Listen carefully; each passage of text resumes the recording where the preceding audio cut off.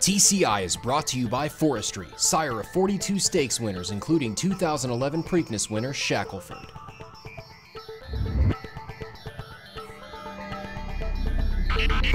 How would you view I'll Have Another if he drew the 20 hole? Honestly, I wouldn't love it, but I think he'll be the type of price where I couldn't throw him out completely and want to be talked off based on a pill pull. But given his jockey and his experience at Churchill, that would add a little bit to the nerves. I mean, here's a guy who's going to ride in a 20-horse field for the first time in his life in front of this many people at a track he's not familiar with. That position going into the first turn is pretty much everything, other than if you have horse turning for home, you want a clear run. But certainly the 20 would make me worry a little bit given the jockey. But yeah, 15 to 1, I wouldn't be scared off too much because of a $30 mutual, but I wouldn't love it.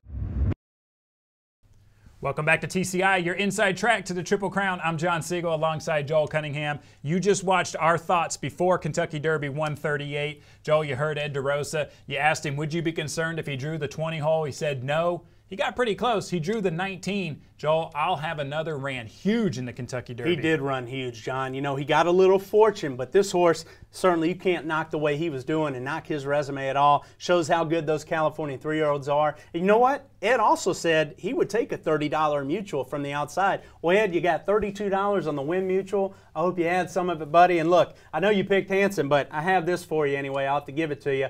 One of the Hanson girls gave me this, nice. John, on Derby Day. It has a date on there. Now, it is spongy, but it's bone dry. I'll tell you what, Hanson wasn't bone dry on Derby Day. He was pretty washed out. Rank, and it certainly compromised his chances. But nonetheless, Dad, I know you like I'll Have Another, but you picked Hanson, and I got this for you. All right, Joel, we're going to talk about Kentucky Derby 138. Everybody's recapped this race to death at this point. Right. What I'd like to do today, I'd like you to grade the first 5 finishers, and let's start with Creative Cause. Let me start by saying I was wrong. I thought Creative Cause would not handle the crowd. Mike Harrington did a fantastic job settling this horse, and I thought Creative Cause ran really well. I thought he did too, John. I mean, the bottom line with this horse is, you know, he ran into some trouble in terms of traffic trouble and bumping, but most of them are in any given Derby. I mean, you're going to have to overcome something in the Derby. Now, I'll Have Another. He might have been the exception. He had to overcome how wide he was, but boy, he had a great trip, the best of anybody, and he won the race. Creative Cause, I mean, here's a horse that was bumped leaving the gate, but I thought he got a great tracking position.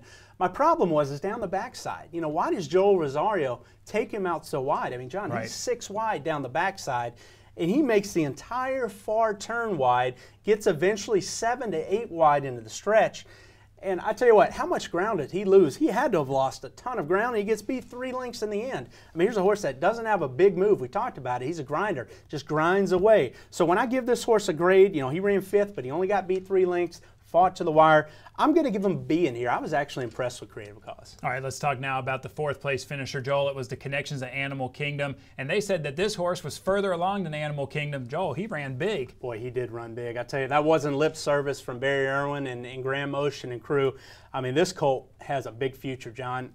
Just look at the way the track played all day. The closers weren't making any impact. I mean, it was a lightning fast track. We had track records set. We had stake records set. It was playing extremely fast. You walked on it. You saw how tight and fast it was. So we saw a lot of fast times, and the closers were really up against it. You had to have some sort of tactical speed or be right on the pace or just off of it, John. So for this horse, who maybe had a couple horses beat, you know, down the backstretch, for him to find his way up the inside, rally down the stretch. I mean, his last 16th of a mile, he was closing better than anybody, and he had a strong gallop out. Boy, I'll tell you, I was very impressed with Went the Day Well, and I've got to rate him a B+. I'm going to rate him ahead of a lot of horses in here. He ran well. All right, the track was tight, Joel, but it had a tremendous amount of kickback. And Kent DeSormo said he thinks that hurt his horse. Of course, I'm talking about Doulahan. He said the horse was not responding where he was, so he had to take him out wide, but he had no idea he'd end up 9 wide. Yeah, you know, but I thought he saved a lot of ground up until that point, John. I mean, here's a horse they were really confident in. He answered the dirt question. I mean, here's a high-quality colt. Quite honestly, you know, Union Rags bumps him coming out of the gate pretty good, but he's a big colt. He should be able to take some of that more than maybe a smaller size colt, John. I thought he settled pretty well in the race, and obviously Kent got him in a position to go wide in the stretch. Now, he's the widest of all into the stretch, but he kicked it in. I thought he had every shot, John, from where he was. Certainly had a better shot than, you know, some horse like Went the Day Well that had to come out from further back than he did. Right. But I thought he got a little flat the last 16th of a mile on the dirt. Didn't really punch it in. So Doulahan, I thought, ran well. Now, you know, look at him. He didn't get me very far at the wire. So Doulahan ran well. If I had to give him a grade, I'll give him a B. All right, let's talk now about Bodemeister. Joel, we had talked about that 3/4 fraction. We thought that it might be right around that 111, 110. Yeah. Joel, he comes out and goes 109 and change. I mean, the race was over at that point. Well, even worse than that was the opening quarter. I mean, 22-1. Are you kidding me? For a 1.25 mile race? I mean, look, I know that their strategy, Baffert wanted to go to the lead and make them catch the colt because he was doing so well coming in. Right. They really thought they had the best horse. And I really think that came from the draw, John. Once he realized he drew inside of Triniberg and Hansen, I think he didn't want to risk it all getting, you know, in a bad spot, getting caught up in between horses. So they went. The problem is you have to have some sort of clock in your head. You can't just go 22-1, 45-1. And look, every quarter after the first one was progressively slower. It was Right. by far the fastest quarter of the race. And he ran valiantly. You know what? And my other beef is Mike Smith. You know, he's a Hall of Fame rider. And it's easy for me to be Monday morning quarterback. But, you know, this horse is, you know, up by 2 or 3 on the turn. They haven't even hit the quarter pole yet. And he's tapping him on the shoulder, asking him for his drive to the finish. You know, already, you know, Triniberg's going backwards at that point. I just don't quite get it. I would have liked to have seen him stay in rhythm, you know, keep him together, and then when he's straight for home and you start seeing horses come up on you, then maybe ask him for his best and to finish up there. He gave a little spurt at the 8th pole, just didn't have anything the final 16th. Monster race. All right, I think it's worth mentioning this is Zayat's 3rd second in 4 years. Those guys are on fire. Well, and I got to give this horse an A grade too, John. He gets the best grade for me of any horse in the race. He ran fantastic. All right, let's talk now about the Derby winner. I'll have another. You mentioned running fantastic. Joel, this horse breaks from the 19, as we mentioned. The concern for him was the rookie rider. Joel, no concerns. He looked like a veteran. John, you need talent and you need luck to win a Kentucky Derby, especially one as contentious as this one was. And boy, this horse got it. I mean, he broke from the 19 hole. That was the only obstacle he had. He had a clean break, a clean run to the first turn, really used that weapon, that tactical speed, to put himself in a nice little bubble there in the second flight. Stayed out of traffic trouble, and I thought he and Take Charge Indy had the best trips. Obviously, Take Charge Indy wound up getting hurt, and that compromised his chances, John. But here's a horse that needed to be close, the way the track was playing. Check. He did that. Bodemeister went too fast in front of him. Check. The closers were at a disadvantage.